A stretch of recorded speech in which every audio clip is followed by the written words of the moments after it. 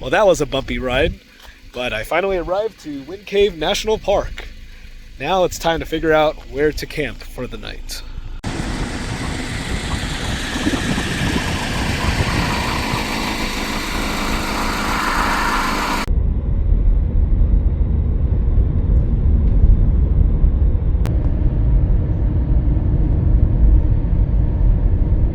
So here at Wind Cave National Park, I'm outside the entrance to Elk Mountain Campground. I went inside and I saw a sign on how to make a reservation. The data was really bad there, so I had to drive back out to the sign here.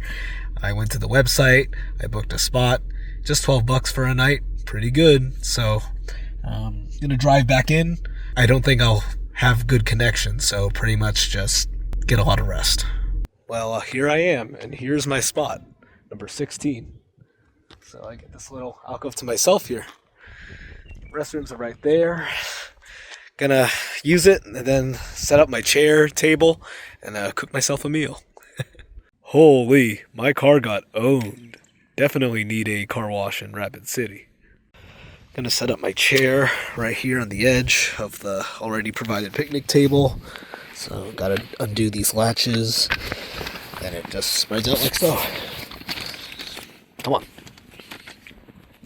Yeah. There we go. Yeah, there it is, my chair. So I've got the jet boil flash set up. Chose my meal, the chicken fajita bowl. Got water so I can pour in. And now time to boil. There it goes.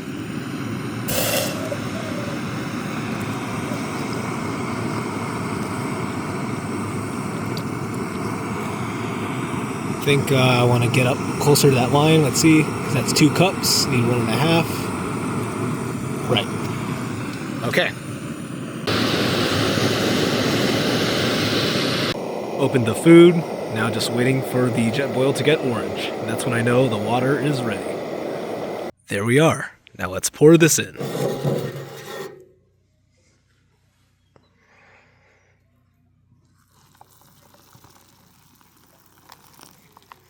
Do a little bit at a time, make sure I don't put in too much water.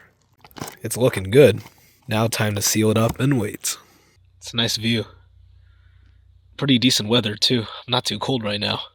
Although I'm sure my opinion will change in a couple hours. So I'll make sure I go to bed early and wake up early so I can go to the visitor center and ask them what cave I could visit, if I can. Enough minutes passed, so it's time to eat.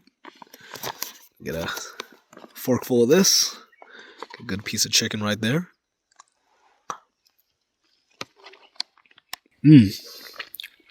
Yummy.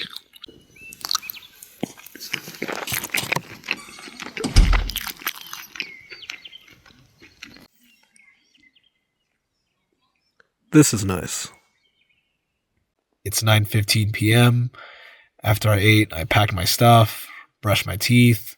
Then I went outside the campgrounds to get connection, to make a couple of phone calls, get a little work done. And now it's time to sleep. Big day tomorrow. Gonna see if I can do a cave tour at this national park, then Crazy Horse, and then Mount Rushmore, and then up to Rapid City to have dinner. It is a bit past 8. Time to start the day. All packed, ready to go. Time to rock and roll. I'm at the Wind Cave Center here. I bought a pass to the Garden of Eden tour, so I was able to get in one. It doesn't start till 11:30. Right now it's only 8:45, but I'm just checking out the route early on. So you come downstairs here, follow the red tape here, I guess. First time coming through here. Then I think the elevator building is all the way down. Let's see, here, out the door and a bit further. So, anyhow, I'm excited. Got 2 hours to kill though. Using these couple hours to get some work done here at the visitor center. Walking on over with these folks to the Garden of Eden tour. Mapped. Now I emphasize map. Just went down the elevator with the first few people. Doors function as an airlock, helps make sure we're not making alterations to the cave that we don't want to be making. And function number 3, the airlock gives me a place to talk about cave safety. Dang, this is literally just the entrance. Wow. For once, I'm glad I'm not tall, so I don't hit my head on some of those things.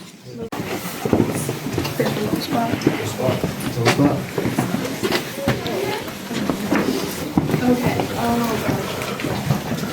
Wow.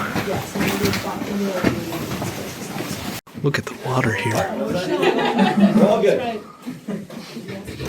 This rock is limestone, and in order for this to happen, water needs to be able to seep through the limestone.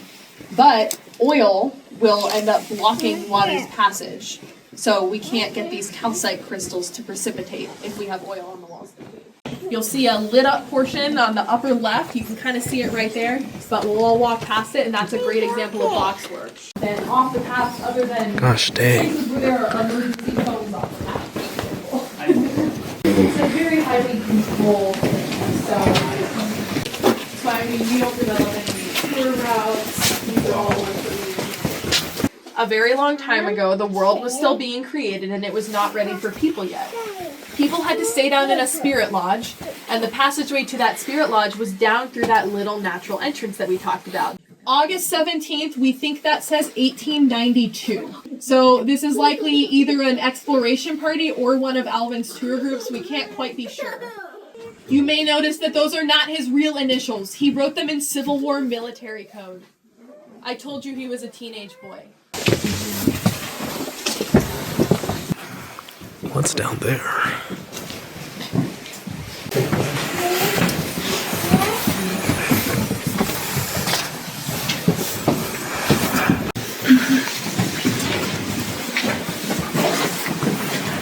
Very intense conservation efforts started, and at one point we're very confident that there were fewer than 20 in the whole world.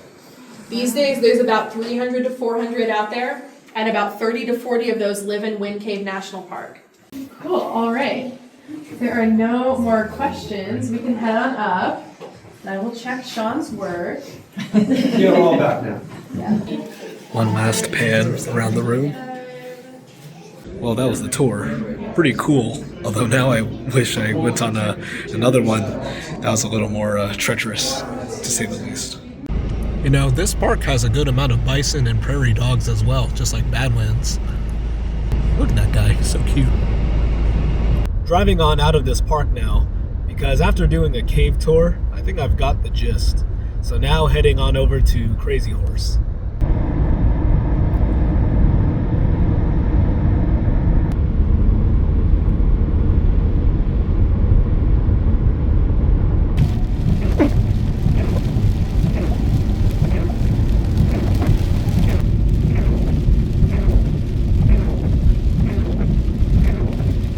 It is raining cats and dogs right now.